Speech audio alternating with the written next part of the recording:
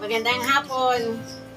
Ang ibablog ko po ngayon susukatan ko itong manikin ko na pambata at ito po yung gagawang ko ng damit.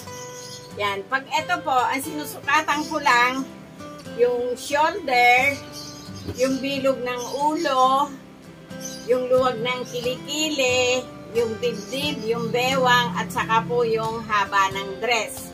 O, yun lang guys. Gagawa po ako ng kakulay nito para kasi may bumibili po dito ng nanay ng gusto niya magkakulay sila ng baby niya. O guys, eto iginawa ko muna siya ng pattern. Tapos eto yung back niya. O, pag hindi spandex, nagsisiper po ako. Eto yung front, eto yung back. Ngayon, pag nagsiper po kayo, para po hindi makita yung likod pagka nakatayo yung dress, ibaba nyo po itong cut dito. Para po yung zipper nyo, umabante po dito sa ibaba. O, yan po yan dyan. Ngayon, eto, nakuha ko na po ito. Ito po yung pinaka-belt natin. At ito na yung sleeve. Iginawa ko na ng pattern. Sorry po, kanina kasi kala ko naka-on yung camera, hindi pala. Tapos guys, eto, ang width kasi ng chalis na to ay 45 lang. Ngayon, pag pambata, isang 45 na pinapa, tapos yung pong isang 45, hahatiin nyo po sa gitna. Yan, katulad po nito. Binawasan ko po siya ng kalahati. At iyon po yung ikinarga ko sa manggas at saka po dun sa magiging belt. Pagka-chalis po, nag-allowance talaga ako ng medyo malaki kasi gumaganon siya, oh. Tulad nito, oh. Yan. Ngayon dito, huwag niyong isagad yung gupit. Medyo dumistansya po kayo. Yan. Katulad po dito sa kilikili, yung sukat ko doon, hindi ko siya pwedeng itama. Lagi po kayong mag-allowance dito. Mas madali po yung magbawas kaysa po yung magdagdag. Ito yung pinaka-front natin. Yung front natin, pwede nyong kunin ng double. Tina po natin dito. Itaas nyo doon. Kasi nag-allowance tayo doon sa likod. Yan. Tapos, pagdating dito sa neck, guys, huwag nyo rin susundin. Pagka-chalis, huwag nyo pong susundin yung pattern nyo. Medyo mag-allowance kayo dito, pataas naman. Yan. Hindi po kayo pababa. O yan, guys. Ngayon, itong natitira, itry natin kung kaya nitong back. Ay, kaya po, oh. Ngayon, pagka ganito, tatanggalin nyo na ito guys. Itong allowance na ganito, tanggalin nyo na. Yan. Kasi, ito, magkapatong na sila. Mamaya, pakita ko po sa inyo kung paano natin gagawin yung zipper na nakadouble na ito.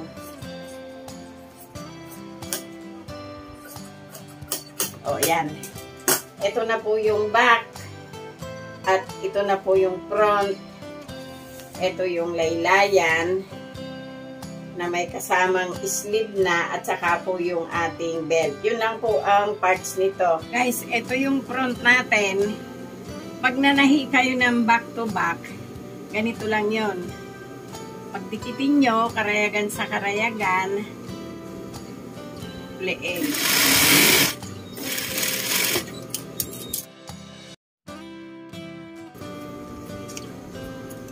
O yan guys, pagkatahin natin ng lieg, ang gawin ninyo, i-116 natin.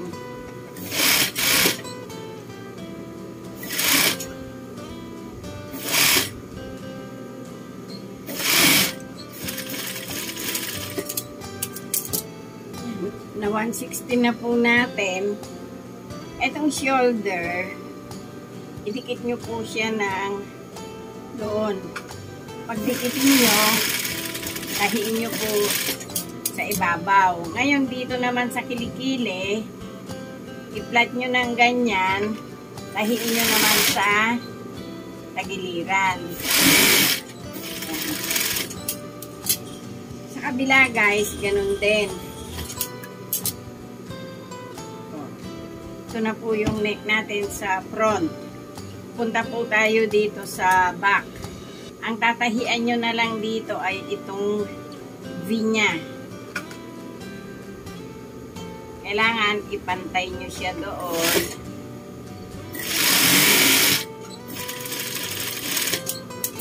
Yan. Pero itong isa guys, ito kasi kanina hiwalay.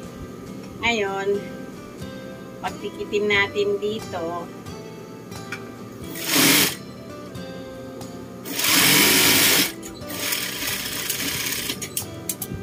tapos dito sa V nya, V-neck sa likod.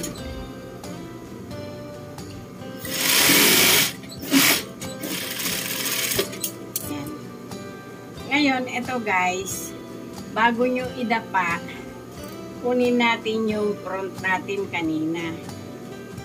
Yan, ito. Itong front natin, idikit nyo siya doon sa pinagdugtungan ng shoulder, pantayin nyo, ibalik nyo ito.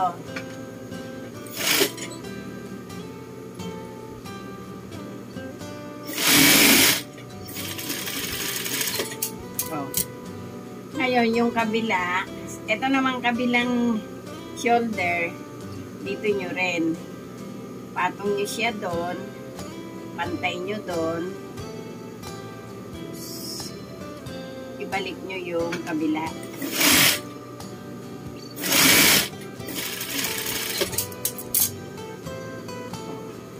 Di po ba malinis? Itong front, yan, tahian nyo ng ganyan. Tapos, ayan, isang tiklop, dalawang tiklop. Lagyan nyo po dito ng nuts. O, ayan. Ngayon, yung isa, nilagyan natin ng ganito, 1/16. Ibig sabihin po, ito ang ilalim. Ito yung wrong side. Ito pong malinis na to, ang right side. Ito guys, ginawa ko na kanina yung belt. Binuo ko na, tapos binaliktad ko na siya. Etong belt, ikagat nyo po dito. Magtira kayo doon ng 1/2 inch. Ibalik nyo po ito papunta doon. Tapos, kagatan nyo po siya ng 1/4 o 3/4 kung di kaya. O, ayan o. O, naidikit na natin yung belt niya. Belt po yan. Ngayon, dito sa kabilang front, kasi guys, mamaya, pag buo na, saka nyo ilagay ito, mahirapan kayo. Eto, yan. Katulad dun sa kabila, mag-iwang kayo doon, tapos, ibalik nyo ito, hawakan nyo doon, para hindi mag-move yung belt nyo. Yun. Tahian nyo na. Pwede pong 1/3 o 1/4 kung kaya nung makina nyo. Ito. O, yan. Iwanan na muna natin siya ng ganyan. Yung skirt niya, guys, dito, pasadahan nyo ng 1/4.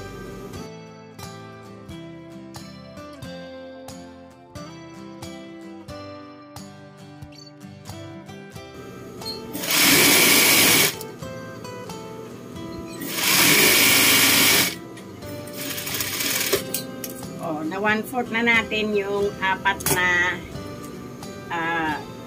side. Pagdikitin natin ito. Magtira kayo dito ng 3 inches. Tapos dun sa 3 inches, magdistansya kayo dito ng 1 inch. Pababa ito, guys. Pababa ito sa laylayan. O, yan. Ito, may tinira tayo at bumaba tayo dito ng 3 inches.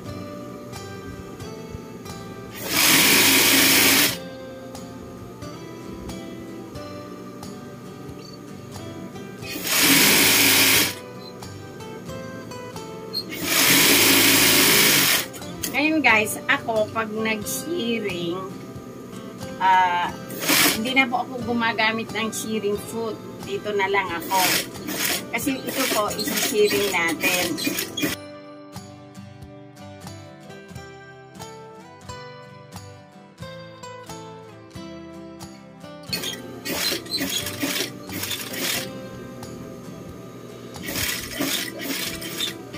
Pagdating po dito, katulad yung pinag-start natin dito na shearing, lumabas na po kayo doon. Yan. Ito na yung siniring natin. O, iwanan muna natin yan. Pumunta po tayo dito sa sleeve.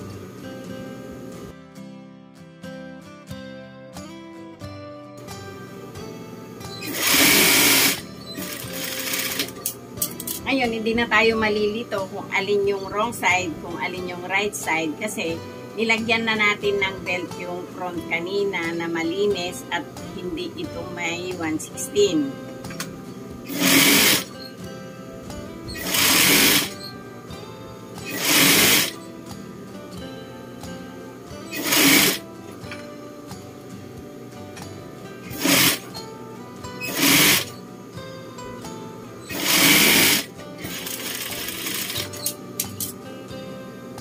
So, ayun o. Tapos yung kabila.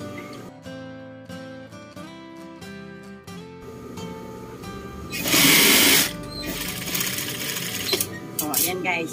I-edging lang natin at pagdudugtungin natin yung kilikili bago natin idugtong yung body. O guys, na-edging ko na yung kilikili tapos dinugtong ko na yung tagiliran. Pero kahit nadugtong na sa overlock yung tagiliran, pinapasadahan ko pa rin sa straight machine. Para kung sakaling matastas yung overlock, hindi mamulima yung nanay. Ngayon, dito sa 3 inches, ang gagawin po natin dito ay ganito. Ito po yung body natin. Ito yung right side. Kunin nyo itong kabilang to. Yan. Iwanan nyo muna to. Ito muna. 1 inch yung tinira natin. Yung 1 inch guys. Ayan. I-fold nyo papunta dito. Ayun o. Tatakpan natin ito. O, ito siya guys tinakpan natin. Yan. Ngayon, ito,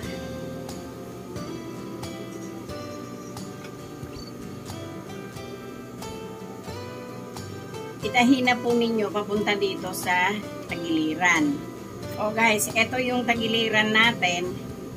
Kailangan yung isang dugtungan natin naka-eksakto dito sa tagiliran na to.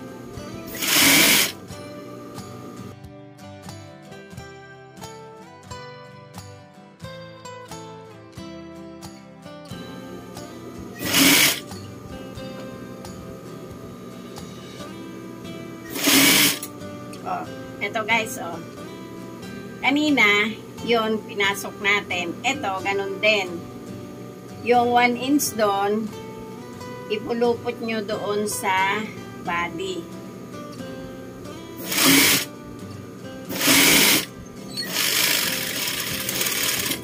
Oh, edging ko muna guys. Oh guys, na-edging ko na yung waistline natin. Ngayon, yung sa pagsisipper, ganito lang po yun. Ito kasi yung zipper natin. Yan. Pag nag-zipper,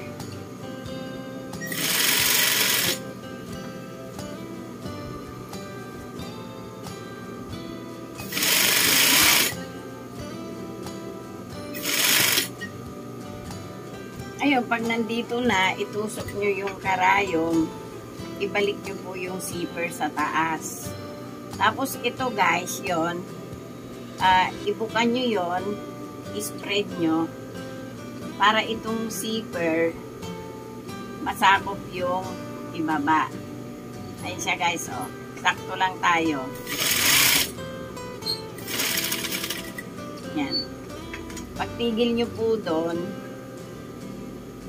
tingnan nyo muna po kung pantay sila. O, pantay po.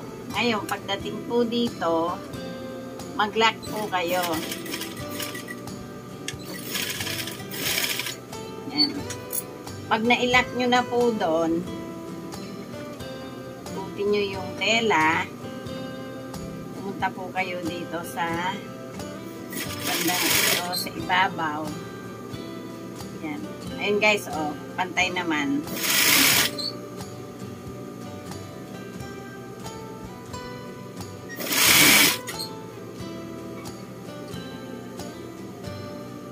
Tapos dito, pagdating po dito, i-fold nyo din uli ito.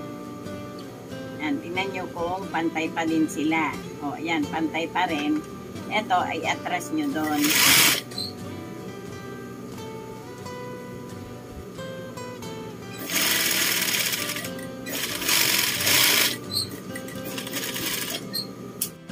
O guys, ito, lalagyan natin dito ng butones. Tapos, ilabas nyo po doon yung karayom nyo. Ikutin nyo ito. Tapos, itusok nyo po uli doon palabas. O, wala naman po tayong uhalis dito, kaya ganito po ang gagawin natin. Dito, itong pong parteng to, yan, tusok po natin yung karayom natin. Maglalagay po tayo dito ng panglock dito sa butones na to. Yan, isukat nyo muna kung kakasya siya. Kasya naman po. Tusok nyo pa ng isa para makapal ng konti.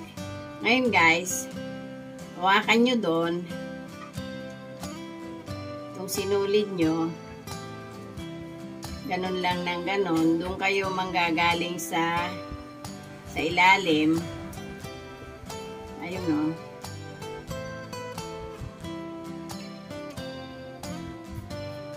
Ito man po, matibay din naman po ito.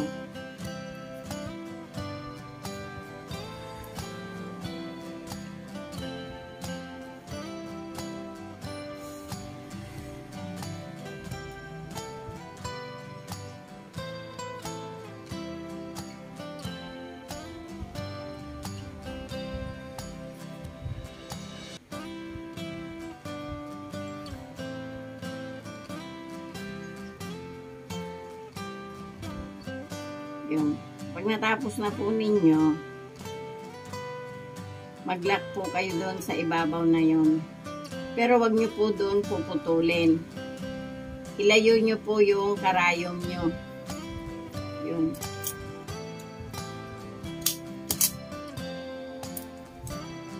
Ayan o, nawala na. Tapos, ito yung kanina.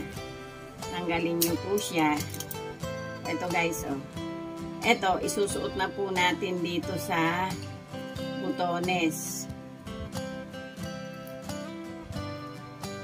Oh. Ay na siya guys. Tapos ito, oh.